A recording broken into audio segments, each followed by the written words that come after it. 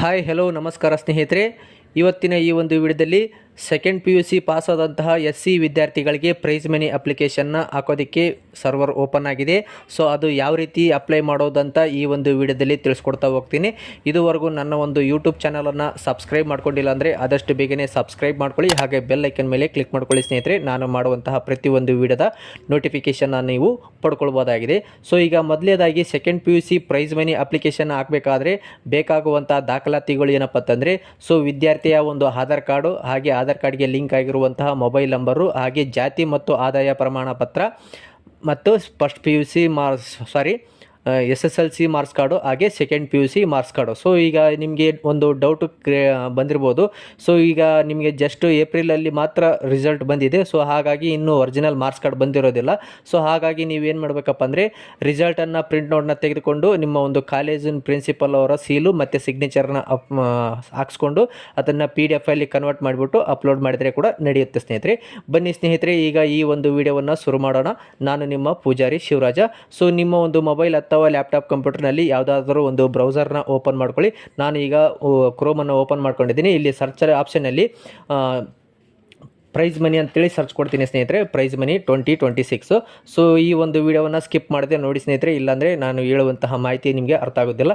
So ಇಲ್ಲಿ third ಒಂದು option ಕಾಣ್ತಾ ಇರ್ಬೋದು, ಸೋಷಿಯಲ್ ವೆಲ್ಫೇರ್ ಡಿಪಾರ್ಟ್ಮೆಂಟ್ ಅಂತ ಹೇಳ್ಬಿಟ್ಟು. ಸೊ ಈ ಒಂದು ಲಿಂಕನ್ನು ಕ್ಲಿಕ್ ಮಾಡಬೇಕಾಗುತ್ತೆ. ಸೊ ಈ ಒಂದು ಲಿಂಕನ್ನು ಕೂಡ ನಾನು ಕೆಳಗಡೆ ಡಿಸ್ಕ್ರಿಪ್ಷನಲ್ಲಿ ಕೊಟ್ಟಿರ್ತೇನೆ. ಅದರ ಮೇಲೆ ಕ್ಲಿಕ್ ಮಾಡಿಕೊಂಡು ಈ ಒಂದು ವೆಬ್ಸೈಟ್ಗೆ ಬರ್ಬೋದು ಸ್ನೇಹಿತರೆ. ಓಕೆ ಸ್ನೇಹಿತರೆ, ಈಗ ನಮಗೆ ಈ ರೀತಿಯಾಗಿ ಬಂದಿದೆ. ಕೆಳಗಡೆ ಮೂವ್ ಮಾಡ್ತಾ ಹೋದಾಗ ಇಲ್ಲಿ ನೋಡ್ತಾ ಇರ್ಬೋದು, ಮೂವ್ ಮಾಡ್ತಾ ಇದ್ದೀನಿ, ಅವರ್ ಸ್ಕೀಮ್ಸ್ ಅಂತ ತೋರಿಸ್ತಾ ಇದೆ. ಸೊ ಕೆಳಗಡೆ ಹೋದಾಗ ಇಲ್ಲಿ ಪ್ರೈಸ್ ಮನಿ ಅಂತ ಇದೆಯಲ್ಲ, ಸೊ ಇದ್ರ ಮೇಲೆ ಕ್ಲಿಕ್ ಮಾಡ್ಕೊಳ್ಬೇಕಾಗತ್ತೆ. ಓಕೆ, ಕ್ಲಿಕ್ ಮಾಡ್ಕೊಂಡ ನಂತರ ನೆಕ್ಸ್ಟ್ ನಿಮಗೆ ಈ ರೀತಿಯಾಗಿ ಪ್ರೈಸ್ ಮನಿ ಅಂತೇಳಿ ವೆಬ್ಸೈಟು ಓಪನ್ ಆಗುತ್ತೆ.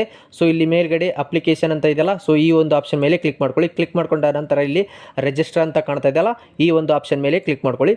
ಕ್ಲಿಕ್ ಮಾಡ್ಕೊಂಡ ನಂತರ ಇಲ್ಲಿ ಆಧಾರ್ ಡೀಟೇಲ್ಸ್ ಕೇಳುತ್ತೆ, ಇಲ್ಲಿ ಸ್ಕೀಮ್. ಸೊ ನೀವು ಇಲ್ಲಿ ಸೆಕೆಂಡ್ PUC ಪ್ರೈಸ್ ಮನಿ ಆಗ್ತಾ ಇದ್ರಲ್ಲ, ಸೊ ಹಾಗಾಗಿ ಪೋಸ್ಟ್ ಮ್ಯಾಟ್ರಿಕ್ ಅಂತ ಇದೆ, ಅದನ್ನು ಸೆಲೆಕ್ಟ್ ಮಾಡ್ಕೊಳ್ಳಿ. Next Aadhaar validation is not done, please do the Aadhaar validation before apply ಅಂತ ತೋರಿಸ್ತಾ ಇದೆ. ಸೊ ಇಲ್ಲಿ ವ್ಯಾಲಿಡೇಟ್ ಆಧಾರ್ ಅಂತ ಕ್ಲಿಕ್ ಮಾಡ್ಕೊಳ್ಳಿ. ಕ್ಲಿಕ್ ಮಾಡ್ಕೊಂಡ ನಂತರ ನೆಕ್ಸ್ಟ್ ನಿಮಗೆ KYC ಸರ್ವಿಸ್ ಅಂತ ಓಪನ್ ಆಗುತ್ತೆ. ಸೊ ಇಲ್ಲಿ ನೋಡ್ತಾ ಇರ್ಬೋದು, ಪೋಸ್ಟ್ ಮ್ಯಾಟ್ರಿಕ್ ಪ್ರೈಸ್ ಮನಿ ಅಂತ ಇದೆ. ಸೊ ನೆಕ್ಸ್ಟ್ ಇಲ್ಲಿ ಈ ವಿದ್ಯಾರ್ಥಿಯ ಒಂದು ಆಧಾರ್ ಕಾರ್ಡ್ ನಂಬರ್ನ ಎಂಟ್ರಿ ಮಾಡ್ಕೊಳ್ಬೇಕಾಗತ್ತೆ. ಈಗ ನಾನು ವಿದ್ಯಾರ್ಥಿಯ ಒಂದು ಆಧಾರ್ ಕಾರ್ಡ್ ನಂಬರ್ನ ಹಾಕ್ಕೊಂಡಿದ್ದೀನಿ.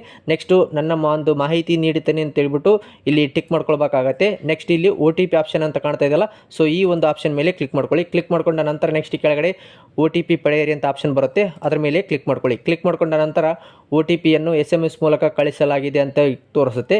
ಓಕೆ ಕೊಡಿ ಸ್ನೇಹಿತರೆ. ಈಗ ನಿಮ್ಮ ಒಂದು ಆಧಾರ್ ಕಾರ್ಡ್ಗೆ ಲಿಂಕ್ ಆಗಿರುವಂತಹ ಮೊಬೈಲ್ ನಂಬರ್ಗೆ OTP ಬಂದಿರುತ್ತೆ. ಆ ಒಂದು OTPಯನ್ನು ನಾವು ಇಲ್ಲಿ ಎಂಟ್ರಿ ಮಾಡ್ಕೊಳ್ಬೇಕಾಗತ್ತೆ. ಈಗ ನನಗೆ OTP ಬಂದಿದೆ, ಆ OTPಯನ್ನು ಎಂಟ್ರಿ ಮಾಡ್ಕೊಂಡಿದ್ದೀನಿ. ನೆಕ್ಸ್ಟ್ ಕೆಳಗಡೆ ಸಲ್ಲಿಸಿ ಅಂತಿದೆಯಲ್ಲ, ಸೊ ಅದ್ರ ಮೇಲೆ ಕ್ಲಿಕ್ ಮಾಡ್ಕೊಳ್ಳೋಣ. ಕ್ಲಿಕ್ ಮಾಡ್ಕೊಂಡ ನಂತರ ನೆಕ್ಸ್ಟ್ ನಿಮಗೆ ಒಂದು ಆಧಾರ್ ಕಾರ್ಡಲ್ಲಿ ಹೆಸರು ಏನಿರುತ್ತೆ, ಹಾಗೆ ಫೋಟೋ ಏನಿರುತ್ತೆ, ಹಾಗೆ ವಿಳಾಸ ಏನಿರುತ್ತೆ ಅದೆಲ್ಲ ಫೆಚ್ ಆಗುತ್ತೆ. ಇಲ್ಲಿ ನೋಡ್ತಾ ಇರ್ಬೋದು, ಫೋಟೋ ಫೆಚ್ ಆಗಿದೆ, ಹೆಸರು ಕೂಡ ಆಟೋಮೆಟಿಕ್ ಫೆಚ್ ಆಗಿದೆ. ನೆಕ್ಸ್ಟ್ ನೀವು ಇಲ್ಲಿ ಏನು ಮಾಡಬೇಕಪ್ಪ ಅಂದರೆ SSLC ರಿಜಿಸ್ಟ್ರೇಷನ್ ನಂಬರ್ನ ಕೇಳುತ್ತೆ. ಸೊ ಈಗ SSLC ರಿಜಿಸ್ಟ್ರೇಷನ್ ನಂಬರ್ನ ನೀವು ಇಲ್ಲಿ ಎಂಟ್ರಿ ಮಾಡ್ಕೊಳ್ಬೇಕಾಗತ್ತೆ. ಈಗ ನನ್ನ ಒಂದು SSLC ರಿಜಿಸ್ಟ್ರೇಷನ್ ನಂಬರ್ನ ಎಂಟ್ರಿ ಮಾಡ್ಕೊಂಡಿದ್ದೀನಿ. ನೆಕ್ಸ್ಟು ಫಾದರ್ ನೇಮು ಕೇಳ್ತದೆ. ಸೊ ಫಾದರ್ ನೇಮು ಏನಿದೆ ಅದನ್ನು ನೀವು ಎಂಟ್ರಿ ಮಾಡ್ಕೊಳ್ಬೇಕಾಗತ್ತೆ. ಓಕೆ, ಈಗ ನನ್ನ ತಂದೆ ಹೆಸರನ್ನ ಎಂಟ್ರಿ ಮಾಡ್ಕೊಂಡಿದ್ದೀನಿ. ನೆಕ್ಸ್ಟ್ ಮದರ್ ನೇಮ್ ಕೇಳ್ತಾ ಇದೆ. ಸೊ ಮದರ್ ನೇಮ್ ಅಂತ ಎಂಟ್ರಿ ಮಾಡ್ಕೊಳ್ಬೇಕಾಗತ್ತೆ.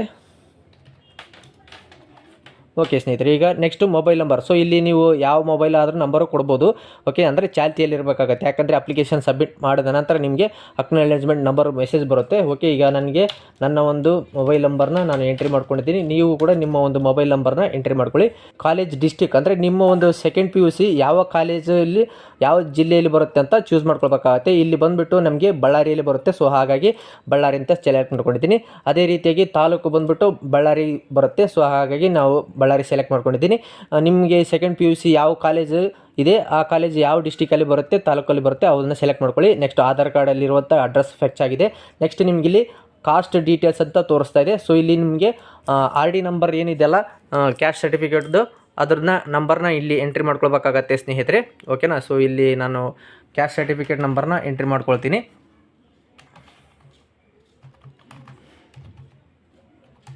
ಓಕೆ ಸ್ನೇಹಿತರೆ, ನೆಕ್ಸ್ಟ್ ಆರ್ ಡಿ ನಂಬರ್ನ ಎಂಟ್ರಿ ಮಾಡಿದ ನಂತರ ಇಲ್ಲಿ ಸೈಡ್ಗೆ ವ್ಯಾಲಿಡೇಟ್ ಕ್ಯಾಸ್ಟ್ ಸರ್ಟಿಫಿಕೇಟ್ ನಂಬರ್ ಅಂತ ಬರುತ್ತೆ, ಅದರ ಮೇಲೆ ಕ್ಲಿಕ್ ಮಾಡ್ಕೊಳ್ಳಿ. ಕ್ಲಿಕ್ ಮಾಡ್ಕೊಂಡ ನಂತರ ಇಲ್ಲಿ ನೋಡ್ತಾ ಇರ್ಬೋದು ರಿಸರ್ವ್ಡ್ ಕ್ಯಾಟಗರಿ ಶೆಡ್ಯೂಲ್ಡ್ ಕ್ಯಾಸ್ಟ್ ಅಂತ ಬಂದಿದೆ.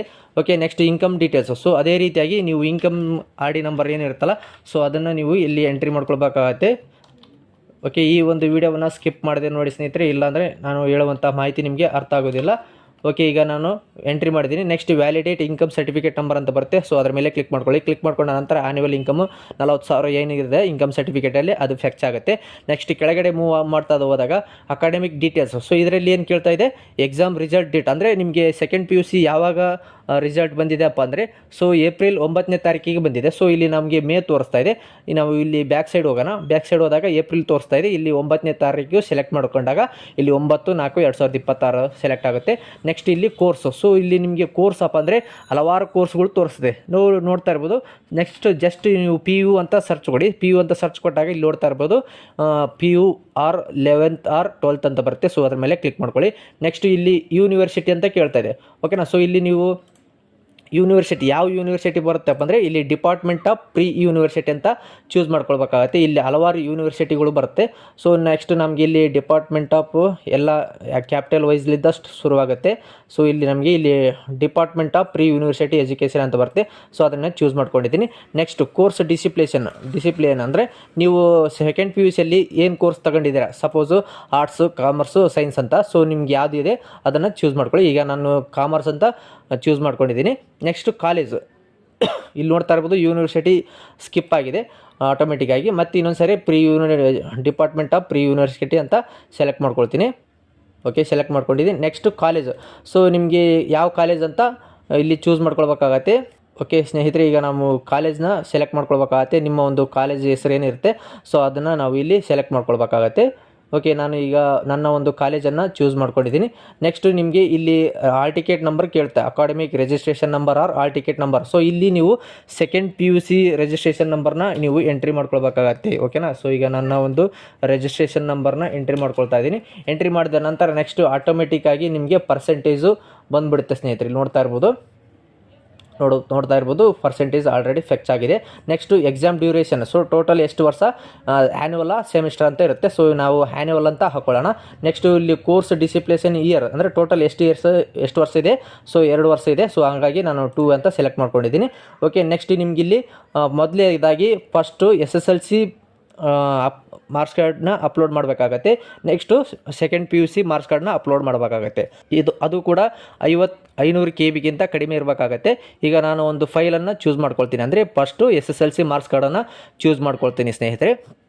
ನೀವು ಕೂಡ ನಿಮ್ಮ ಒಂದು SSLC ಮಾರ್ಕ್ಸ್ ಕಾರ್ಡನ್ನು ನೀವು ಚೂಸ್ ಮಾಡ್ಕೊಳ್ಳಿ. ಓಕೆನಾ. ಸೊ ಈಗ ನಾನು ಚೂಸ್ ಮಾಡ್ಕೊಂಡಿದ್ದೀನಿ. ಓಕೆ, ಅಪ್ಲೋಡ್ ಆಗಿದೆ. ನೆಕ್ಸ್ಟು ಇಲ್ಲಿ ಅಪ್ಲೋಡ್ ಫೈಲ್ ಅಂತ. ಸೊ ಇಲ್ಲಿ ನಾನು ಸೆಕೆಂಡ್ PUC ಮಾರ್ಕ್ಸ್ ಕಾರ್ಡನ್ನು ಅಪ್ಲೋಡ್ ಮಾಡ್ತೀನಿ. ಓಕೆ, ಇಲ್ಲಿ ನೋಡ್ತಾ ಇರ್ಬೋದು. ಓಕೆ ಸ್ನೇಹಿತರೆ, ಅಪ್ಲೋಡ್ ಮಾಡಿದ್ದೀನಿ. ನೆಕ್ಸ್ಟ್ ಅಪ್ಲೋಡ್ ಮಾಡಿದ ನಂತರ ನೆಕ್ಸ್ಟ್ ಇಲ್ಲಿ ರಿಜಿಸ್ಟರ್ ಅಂತ ಬರ್ತದೆ. ಸೊ ಅದ್ರ ಮೇಲೆ ಕ್ಲಿಕ್ ಮಾಡ್ಕೊಳ್ಳೋಣ. ಕ್ಲಿಕ್ ಮಾಡ್ಕೊಂಡ ನಂತರ ನಿಮಗೆ ಈ ರೀತಿಯಾಗಿ ಶೋ ಆಗುತ್ತೆ, ನಿಮ್ಮ ಒಂದು ಅಪ್ಲಿಕೇಶನ್ ರೈಸ್ ಆಗುತ್ತೆ ಸ್ನೇಹಿತರೆ. ಸೊ ಇದನ್ನು ನೀವು ಪ್ರಿಂಟ್ಔಟ್ ತೆಗೆದುಕೊಂಡು ನಿಮ್ಮ ಒಂದು ಕಾಲೇಜು ಯಾವ ಒಂದು ಜಿಲ್ಲೆಗೆ ಸಂಬಂಧ ಬರುತ್ತೆ ಆ ಒಂದು ಜಿಲ್ಲೆಯ ಸಮಾಜ ಕಲ್ಯಾಣ ಇಲಾಖೆಗೆ ಹೋಗ್ಬಿಟ್ಟು ಅದರ ಜೊತೆಗೆ SSLC marks card, second PUC marks card, ಆದಾಯ ಪ್ರಮಾಣ ಪತ್ರ ಮತ್ತು ಆಧಾರ್ ಕಾರ್ಡು ಮತ್ತು ಬ್ಯಾಂಕ್ ಪಾಸ್ಬುಕ್ಕನ್ನು ನೀವು ಕೊಡಬೇಕಾಗತ್ತೆ. ಇಲ್ಲಿ ನಿಮಗೆ ಒಂದು ಡೌಟ್ ಬರ್ಬೋದು, ಈಗ ಅಪ್ಲಿಕೇಶನ್ ಹಾಕುವಂಥ ಸಂದರ್ಭದಲ್ಲಿ ಯಾವುದೇ ರೀತಿಯಾಗಿ ಬ್ಯಾಂಕ್ ಅಕೌಂಟ್ ಡೀಟೇಲ್ಸ್ ಕೇಳಿಲ್ಲ. ಅಮೌಂಟ್ ಯಾವ ರೀತಿ ಬರುತ್ತಪ್ಪ ಅಂದರೆ ಆಧಾರ್ ಕಾರ್ಡ್ಗೆ ಯಾವ ಬ್ಯಾಂಕ್ ಲಿಂಕ್ ಆಗಿದೆ ಆ ಒಂದು ಬ್ಯಾಂಕಿಗೆ ಹಣ ಜಮಾ ಆಗುತ್ತೆ ಸ್ನೇಹಿತರೆ. ಒಂದು ವೇಳೆ ನಿಮಗೆ ಬ್ಯಾಂಕ್ ಅಕೌಂಟು ಲಿಂಕ್ ಇದೆನೋ ಇಲ್ಲ ಅಂತ ಚೆಕ್ ಮಾಡೋದು ಯಾವ ರೀತಿ ಅಂತ ಹೇಳ್ಬಿಟ್ಟು ಈಗಾಗಲೇ ಒಂದು ವಿಡಿಯೋ ಮಾಡಿದ್ದೀನಿ. ಆ ವಿಡಿಯೋದ ಲಿಂಕನ್ನು ಕೂಡ ಕೆಳಗಡೆ ಡಿಸ್ಕ್ರಿಪ್ಷನಲ್ಲಿ ಕೊಟ್ಟಿರ್ತೀನಿ. ಒಂದು ವೇಳೆ ನಿಮ್ಮ ಬ್ಯಾಂಕ್ ಅಕೌಂಟ್ ಲಿಂಕ್ ಆಗಿಲ್ಲಪ್ಪ ಅಂದರೆ ಸೊ ಲಿಂಕನ್ನು ಮಾಡೋದು ಯಾವ ರೀತಿ ಅಂತ ಹೇಳ್ಬಿಟ್ಟು ಈಗಾಗಲೇ ಒಂದು ವಿಡಿಯೋ ಮಾಡಿದ್ದೀನಿ. ಆ ವಿಡಿಯೋದ ಲಿಂಕನ್ನು ಕೂಡ ಕೆಳಗಡೆ ಡಿಸ್ಕ್ರಿಪ್ಷನಲ್ಲಿ ಕೊಟ್ಟಿರ್ತೀನಿ. ಅದನ್ನು ಕ್ಲಿಕ್ ಮಾಡಿಕೊಂಡು ನಿಮ್ಮ ಒಂದು ಆನ್ಲೈನ್ ಬ್ಯಾಂಕಲ್ಲಿ ಲಿಂಕ್ ಮಾಡ್ಕೋಬೋದು, ಅಥವಾ ನೀವು ಡೈರೆಕ್ಟ್ ಬ್ಯಾಂಕಿಗೆ ವಿಸಿಟ್ ಮಾಡಿಬಿಟ್ಟು ಮಾಡ್ಕೋಬೋದು ಸ್ನೇಹಿತರೆ. ಓಕೆ, ನೋಡಿದ್ರಲ್ಲ ಸ್ನೇಹಿತರೆ, ಇವತ್ತಿನ ಈ ಒಂದು ವಿಡಿಯೋದಲ್ಲಿ SC ವಿದ್ಯಾರ್ಥಿಗಳ second PUC prize money application ಹಾಕುವುದು ಯಾವ ರೀತಿ ಅಂತ ತಿಳಿಸ್ಕೊಟ್ಟಿದ್ದೀನಿ. ಈ ಒಂದು ವಿಡಿಯೋ ಇಷ್ಟವಾದಲ್ಲಿ ಲೈಕ್ ಮಾಡಿ, ಈ ಒಂದು ವಿಡಿಯೋವನ್ನು ತಪ್ಪದೇ ಎಲ್ಲರಿಗೂ ಶೇರ್ ಮಾಡಿ. ಇದೇ ರೀತಿಯಾದ ಉಪಯುಕ್ತ ಮಾಹಿತಿಗಳಿಗಾಗಿ ನನ್ನ ಒಂದು ಯೂಟ್ಯೂಬ್ ಚಾನಲನ್ನು ಸಬ್ಸ್ಕ್ರೈಬ್ ಮಾಡ್ಕೊಳ್ಳಿ ಸ್ನೇಹಿತರೆ. ತುಂಬ ಧನ್ಯವಾದಗಳು.